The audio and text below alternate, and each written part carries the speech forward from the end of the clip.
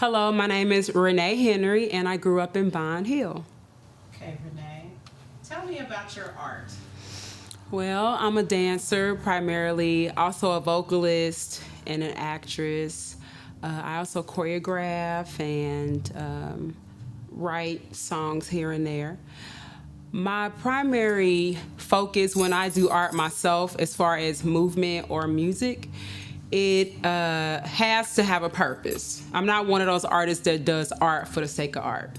When I have a vision, I want to make sure that it comes across exactly how I had it intended it to, and that the audience walks away with the idea.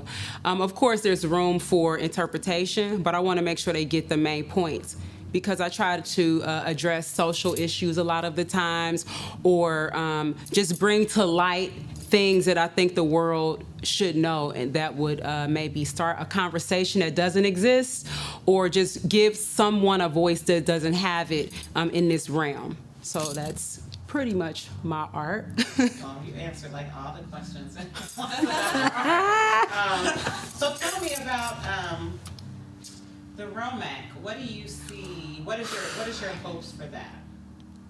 My hopes for ROMAC is that it's a safe haven, a home for artists like me and people of, every type of discipline in the arts, to feel like they have a place they can come to either learn something they didn't know, teach what they do know, improve on what they already know, but they may need to even brush up on their skills. A place for all ages.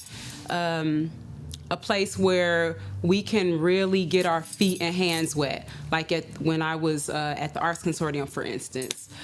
It was a place where you could do and be anything you wanted. And it was the first time in my life. I went to performing arts. It was the first time in my life that I knew and I felt and I saw, I lived what it meant to be an artist and a black artist, because I didn't learn about that in performing arts at all.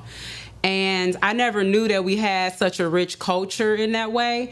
So when I went there, I got to do technical theater, I got to produce, I got to write, I got to do sets, I got to sing, dance, choreograph, produce, teach, do the box office, do fundraising, be in the room with the directors and people that were running the place and actually brainstorm on ideas. So it is still, when I drive past that building, to me it's still there, because it's a spirit. And no matter where we are, you take that with you. And so I hope that we can rebirth that into the ROMAC and then take it, to the next level, so that it's a place where in the country, in the world, it's known that you can come here and develop yourself, and you don't have to leave if you don't want to, and still be successful and thriving. And I just want to give everything I have to see it happen. I started taking classes in the arts only in 7th grade. And then I didn't start taking classes from, let's say, black professionals until I was a senior in high school and then in college. And so for a while, I really didn't know what I was going to do after I graduated high school. So I went into nutrition. And I figured, well, my dancing career as a professional is over.